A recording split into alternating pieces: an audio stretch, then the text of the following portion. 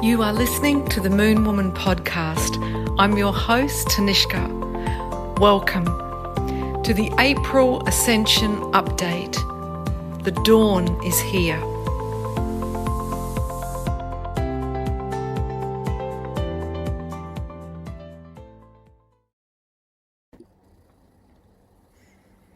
Hi, I'm Tanishka and welcome to the April Ascension update. So this is the month that we've all been preparing for, when we will have 7 planets in the sign of Aries, and this will converge for the new moon, so in 2 weeks. So if you're feeling frustrated, if you're feeling like, oh, I'm over the current way of doing things, you're right on schedule, because Aries is, when we start the journey around the hero's journey, the zodiac wheel, the sun, as it moves around that wheel, it illuminates how we're being initiated, how we're being tested. And when we consciously understand that, we can step up to meet it. But if we don't understand it, it's like we go round in circles, Groundhog Day. Now, Aries is the first sign, so this is about our identity. How do we see ourselves? And we're being tested on that as a collective humanity, with the Earth shadow really being revealed in this year of the fire horse since the eclipse season at the start of the year.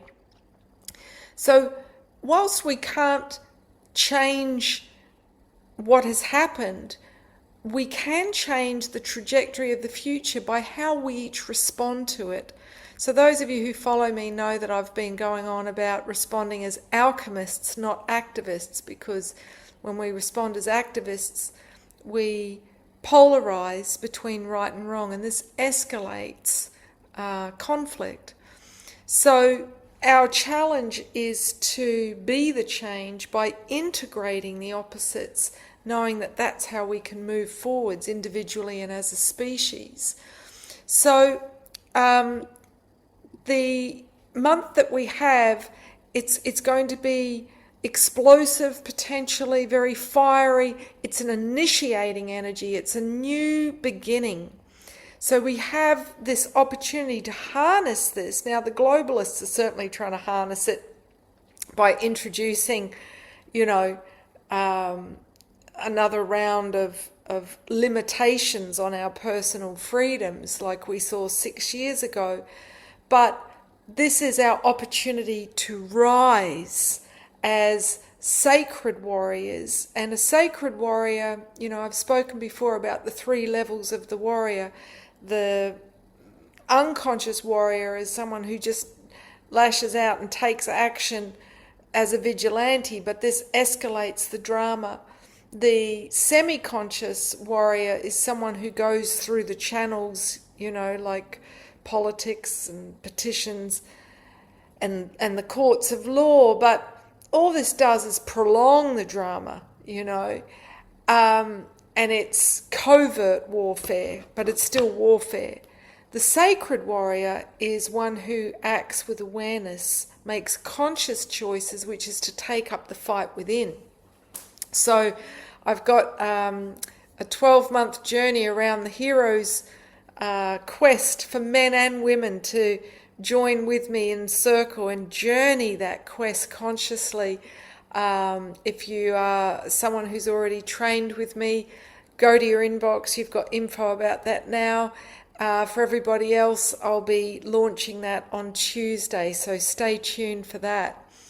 So these 7 bodies that are going to be in Aries for the new moon is the sun, which rules the masculine, the moon, which rules the feminine, Venus, which is feminine, Mars, which is masculine, Mercury, which is how we communicate, Saturn, which is the planet of initiation, so rules the cycles of time, Neptune, which is our connection with spirit, and Chiron, which brings up the biggest wound we've come here to heal this lifetime. So that's quite a cocktail. So the peak will be April the 17th. The energy of Aries is really going to go up a notch on the 9th of April, when Mars, the ruling planet of Aries, moves into its home sign. So that'll be the 10th for those on the progressive side of the dateline. So this stellium of planetary spheres in Aries pushing us to start a whole new cycle, not just do things the way we've done them in the past. Will start to ease on April the 20th, and this is when Venus moves into Gemini, and then Neptune's going to remain in Aries until 2038. Saturn is going to remain in Aries until 2028. So this is going to usher in the new Earth. So hence this new program that I'm launching is to mentor those who are called to take up positions of sacred leadership in their communities, leading new initiatives, gathering people together in circle, because that's the grassroots leadership movement. The old paradigm is top-down, imposing rules and regulations, and we've, as children, complied. As teenagers, we've rebelled. But as adults, we create the new. We don't waste our energy rebelling against the old. So this month, the question we are being asked is, what are you fighting? And is it worth it? The full moon today in Libra is asking us to restore peace through restoring the balance. So to do that, we have to understand the darkness and the light and how both play a role in our ascension, how both are our teachers. And this is what it is to walk the path of the mystic or the tantric. So what is the darkness? The darkness is our unconscious choices. When we act without thinking, this is what creates conflict. And our unconscious choices come from an immature mindset. One that doesn't stop to reflect before taking action, like the saying, fools rush in where angels fear to tread. One that is reacting from fear. They're choosing something because they're afraid of something else happening. And that's how we're manipulated by the globalists and the dramas they perpetuate on the world stage through the media.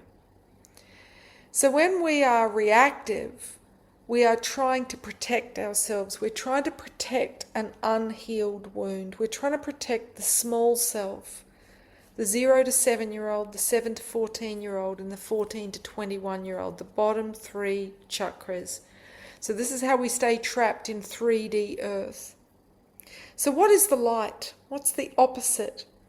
Well, it's understanding, it's truth. And the light is what shines insight to help us make sense of the dark. The more we humble our ego, the more we see that we are all the victim and the perpetrator. We all hurt and we all are hurt. And the more we see that we all have that within us, the less judgmental we are of others. The less we slay others with righteous indignation and judgment. And the less judgmental we are, the more compassionate we are. The more loving we are, the more accepting we are of ourselves and each other. And this is our initiation. This is how we'll step out of 3D Earth, being caught in endless drama and struggle and stress, and move into the eye of the storm, the center, the place of stillness. Even if you can't make sense of what's happening, knowing that there is a bigger reason, that it is all part of the divine plan unfolding. So long as we stand in judgment of what's happening, we'll continue to polarize, see everything in white, black, good, bad, right, wrong, and we will fight with it. We will reject it. But that keeps us stuck in a mindset of war, which contributes to war in the collective consciousness, since everything's interconnected in the quantum field. the more we integrate the parts of us that we reject, the fragments of our psyche, to become one cohesive functioning whole, the more we seek to heal the parts of us that we have judged, rejected and felt ashamed of, the more we help to heal the world's soul. The shadow of ourselves and the world, so the parts that are unhealed, the parts that are choices made from the darker parts of us, the unhealed parts of us,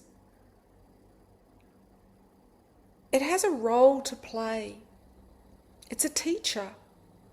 Everything that's being revealed out on the world stage is revealing things about humanity, about what happens when we don't receive the right conditions growing up. Now, a dear friend of mine said to me, those that have been perpetrating crimes on the innocent, they had crimes done to them when they were innocent. That's why, that part of them is frozen at that age, traumatized. They're attracted to what they lost, to what was taken from them. You only thirst or hunger to consume, to possess innocence if you lack it, if you became very cynical at a young age. The dark rites that were performed, MK Ultra that was performed on those to break their will so that they would be compliant. And I'm speaking of those born to the elite families where there was so much on the line, so much wealth that had been hoarded that they didn't want to lose. Instead of loving their young, they broke them in order to control them. And this created an endemic cycle of trauma and abuse. So, as unfashionable or unthinkable as it may be, we must hold a place of compassion for those perpetrators who are also victims. If we only see them as perpetrators, we are stuck, unable to sit in the heart, unable to view all of life through the heart. And this keeps us stuck in a hell, stuck in fighting with the world, fighting with what is, always shadow boxing a nemesis, an enemy. When I was 19, I got a job proofreading police interviews and court transcripts. So I was listening to murderers, rapists, pedophiles when they were brought in for question and answering. And the gift in that was, when the interview ended, I often heard their story, the conditions that led them to making those choices. I often heard their shame, their remorse. I often heard their anguish and their tears. And I was meant to hear that at a young age. It was painful to see the shadow of the world at such a young age. I needed glasses because it was so painful to see. My eyesight, I lost it pretty much overnight. But the gift in it was I learnt that behind every action there is a story. We have the power to change our stories. In fact, I'm very excited about helping people rewrite their story in this program that I'm about to take 24 men and women around in 2 circles of 12. Because the narrative that we tell ourselves, that creates the trajectory. And there are many archetypal stories. We need to figure out the one that we have been living so that we can consciously choose a new adventure. So, this is our finals exam, yeah? We're at the end of a 26,000 year cycle, the precession of the equinoxes. And the final sign is Pisces, the most compassionate sign. This is the sign of the world saviour. One who has journeyed full circle back to a state of innocence, knowing that given the right circumstances, they could have become Hitler, they could have become a saint. That potential is in all of us. So, the chaos that we are seeing, the great unravelling, is necessary. It is part of the divine plan. So let's not judge it. Let's not try to diminish it to understand it through the rational mind. We are not forsaken. We are not abandoned by the divine. We only believe that when we've closed this portal, the crown energy centre, when we have split ourselves off into a state of separation, when we are fallen from grace. We can rebuild the stairway to heaven. Yeah, that's the heroine's journey. So the hero's journey is to go full circle, but the heroine's journey is to go to hell and back, to rescue ourselves from how far we've fallen into fear, into density. It's time for us to take back our power by changing the script, by knowing that we are heroes and heroines, that we chose to be here. We chose to be here at this time. And that understanding the cycles is empowering. Yeah, we've seen more and more people attuning to astrologers that are decoding how the cycles are initiating. And we've also seen people returning to myth, to the map of the psyche. But what we haven't seen is the marriage of the two. When we blend the wisdom of the cycles, astrology or the Grail, with the mythos, with the myths that map the psyche, then magic happens. Then we see how we are living the mystery and the magic, how moment to moment we are being initiated through the trials of the hero, how we are doing the descent and the return of psyche to find love. So again, this is an invitation. If you want to work with me close up, if you want to be in my inner circle this year, this is a call out to brothers and sisters to journey in a unified field, knowing it's time for us to come together, to be seen in our vulnerability, to be seen in our strength, to name what it is that is our true legacy, and to start living that legacy. That is how we change the world, not rebelling against what has been. It's going to fall regardless. So the power of our choices has never been more pivotal. Yeah? We can go round and round unconsciously doing Groundhog Day, or we can step up and start that upward trajectory, that spiral path to become the best version of ourselves. And the more of us who do that, we support the collective consciousness to rise in a mass awakening. But first, we become aware of what we don't want, individually and as a species. The coming out of all of the shadow, all that's been suppressed, all that's been hiding in the shadows, coming out to be seen as painful, disturbing, gut-wrenching, sickening to the core.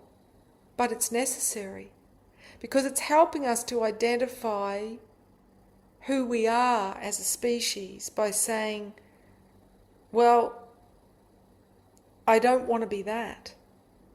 So we need to understand the conditions that created that and heal those conditions, rather than just standing in judgment and condemning to elevate our sense of superiority.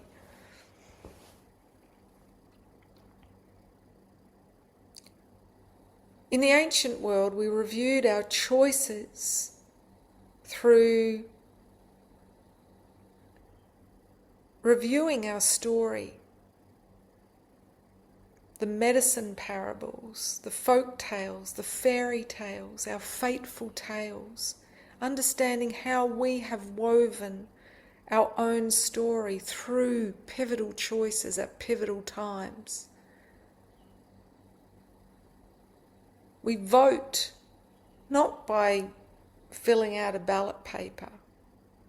We vote by where we choose to reside, going to the cultures that match our values and empowering them with our energy, with our currency, with the current of energy flows. This is how we'll redistribute power back to the cultures that were raped and pillaged of their resources during the Age of Empires. If you don't want to live in a culture where money rules, where you want to live in a culture that's in more heart coherence, go to a culture that reflects your values, that honours the sacredness of life as its central value.